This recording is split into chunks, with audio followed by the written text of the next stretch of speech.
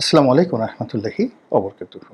সম্মানিত দর্শক, বাংলাদেশের রাজনীতি রাজপথে উত্তাল নয়, কিন্তু যারা রাজনীতি ধারণ করেন মানে রাজনীতিবিদ এবং যারা রাজনীতির যারা স্টেক হোল্ডার, যেমন জনগণ, তারপরে রাজনৈতিক দলের নেতা কর্মী এবং সবাই, অন্যদিকে যারা রাজনীতি নিয়ে কখনো মাথা ঘামান না, কিন্তু রাজনৈতিক অবস্থা ভালো থাকলে তারা ভালো থাকেন, আর রাজনৈতিক অবস্থা খারাপ থাকলে তারা খারাপ থাকেন। তো এই যে তিন শ্রেণীর মানুষ, তাদের সকলের ঘুম হারাম হয়ে গেছে গত 14 মাসে। হাজারো রকম গল্প, হাজারো রকম গুজব এবং কতগুলো বাস্তব সমস্যা। যেমন ধরুন, ব্যবসা নেই, বাণিজ্য নেই, নতুন কোনো বিনিয়োগ নেই। এই অবস্থাতে বিদ্যুতের চাহিদা অনুযায়ী গার্মেন্টস মালিকগুলো, শিল্প কলকারখানাগুলো পাচ্ছে না। গ্যাসের সরবরাহ নেই, ইন্ডাস্ট্রিয়াল গ্যাস থেকে শুরু করে অন্য যে সকল গ্যাস রয়েছে কোনো গ্যাসের সরবরাহ নেই। তারপর এরই মধ্যে চট্টগ্রাম বন্দর বিদেশিদের হাতে দিয়ে দেওয়া হবে, এই গেল একটা দফা। আর দ্বিতীয় দফা হলো এই বন্দরের যে মাসুল চার্জ, এটা বহু গুণ বাড়িয়ে দেওয়া হয়েছে। ফলে যারা আমদানিকারক এবং যারা রপ্তানিকারক, এই দুর্বল অর্থনীতির মধ্যে আমদানি এবং রপ্তানির ব্যয় মারাত্মকভাবে বাধাগ্রস্ত হবে। তো এই সকল সমস্যার কারণে যারা বিদেশি বায়ার, তারা কিন্তু কেউ বাংলাদেশের রাজনীতি নিয়ে মাথা ঘামায় না, কিন্তু তারা জানতে চাচ্ছে যে তোমাদের দেশের অবস্থা কী, ভবিষ্যতে কারা ক্ষমতায় আসবে এবং তারা দেশ কীভাবে চলবে। এবং সেজন্য সব সেক্টরে, যেখানে আমাদের এক্সপোর্ট রয়েছে, যেখানে আমাদের ইম্পোর্ট রয়েছে এবং যেখানে আমাদের ব্যাংকিং ব্যবস্থা রয়েছে, সেখানে বিদেশিরা অনেক কিছু জানতে চাচ্ছে। এই গেল এক। যারা রাজনীতির সাথে সম্পৃক্ত নয় তারাও কিন্তু জড়িত হয়ে পড়েছে।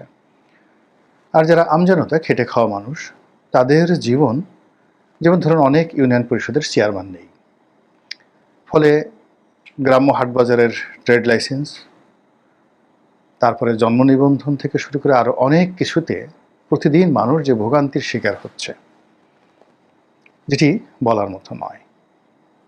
তারপরে ধরুন পৌরসভাগুলোতে প্রশাসক কোথাও আছে, কোথাও নেই। কোথাও যারা আছেন সরকারি কর্মকর্তারা, তারা তাদের দৈনন্দিন কর্মকাণ্ড করেই সারতে পারছেন না, আর সরকারি কর্মকর্তাদের মধ্যে একটা ফ্রাস্ট্রেশন যাচ্ছে।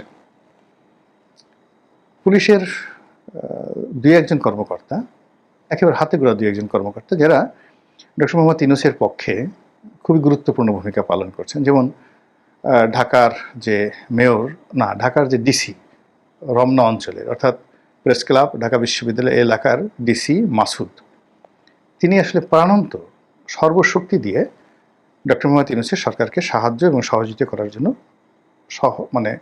তিনি যা করার তাই করছেন।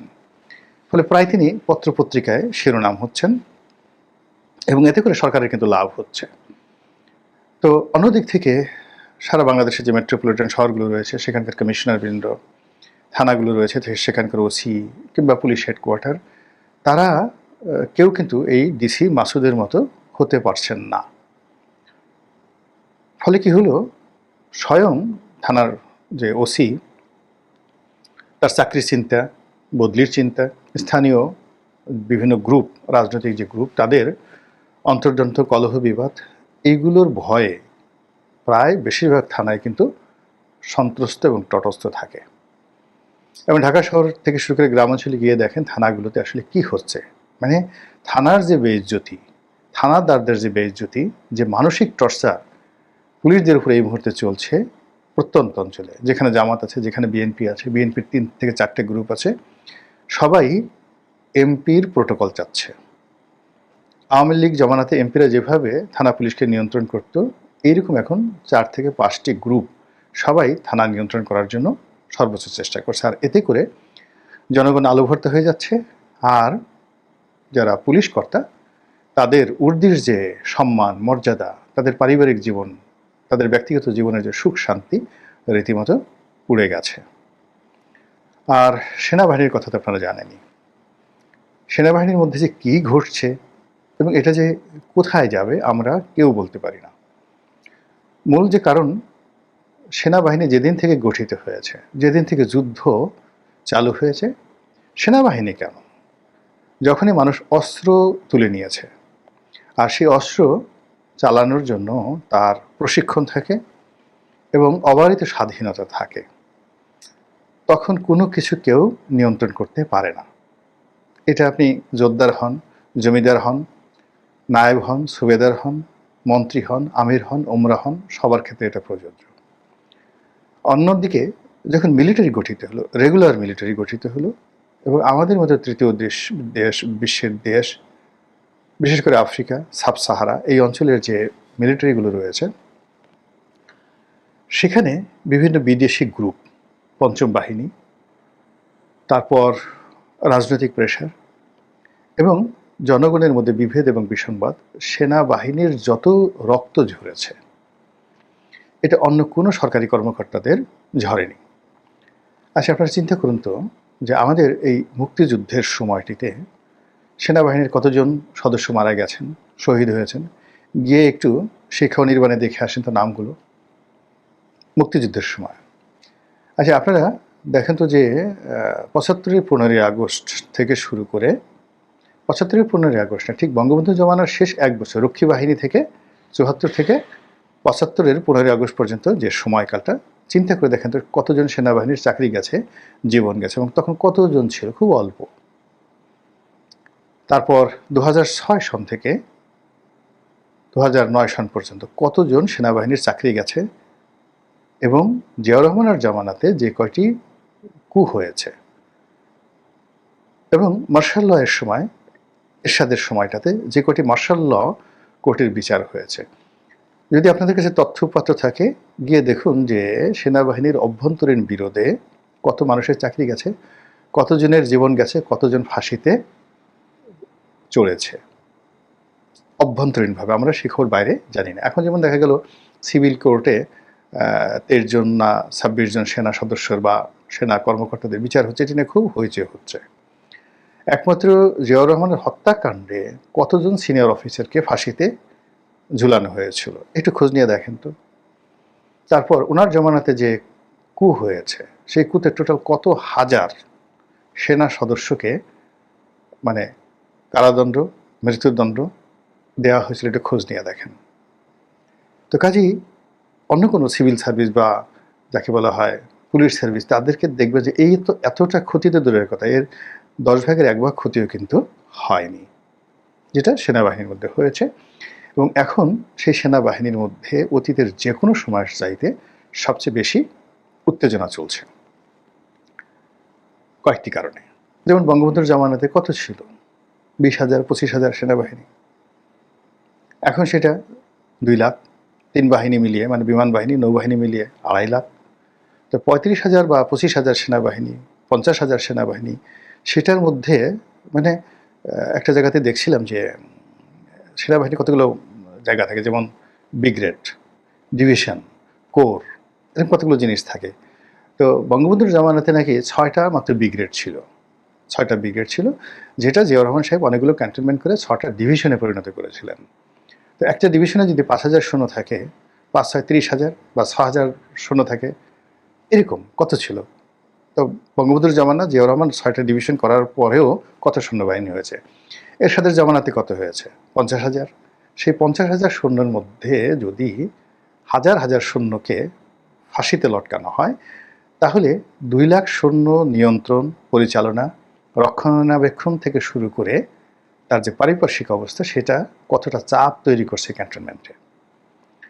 এখন সেনা সদস্যদের অর্থনৈতিক সঙ্গতি, অস্ত্র শস্ত্র, গোলা বারুদ থেকে শুরু করে টেকনোলজি, এটা যেভাবে সংযুক্ত হয়েছে বাহিনীর সঙ্গে, তার সঙ্গে বিরোধ, বিসংবাদ, লোভ, লালসা, এবং আমাদের যে দেশীয় রাজনীতির, নেতিবাচক রাজনীতির যে বিষ বাষ্প, এটি থেকে ক্যান্টনমেন্ট বিমুক্ত হবে বা ক্যান্টনমেন্ট এটা থেকে আলাদা থাকবে, এটা হয় না। ফলে ওখানেও আওয়ামী লীগ আছে, বিএনপি আছে, জামাত আছে, এনসিপি আছে, আরও অনেক কিছু আছে। ওখানে ডক্টর ইউনূস আছে, ওখানে ট্রাম্প আছে, ওখানে পুতিন আছে, ওখানে ইমরান খান আছে, মানে অভাব নেই। মানুষ তো অন্তরের অন্তঃস্থল থেকে কারো যদি একটা জিনিস ভালো লাগে এবং সে সেইভাবে যদি কাজ করে, তাহলে সেটা কর্মজীবনে তার সঙ্গে যার এটা নিয়ে বিরোধ হবে, তার সঙ্গে তার শত্রুতা হবে, এবং এখানে যখন উত্তেজনা দেখা দেবে, জাস্ট ফায়ার।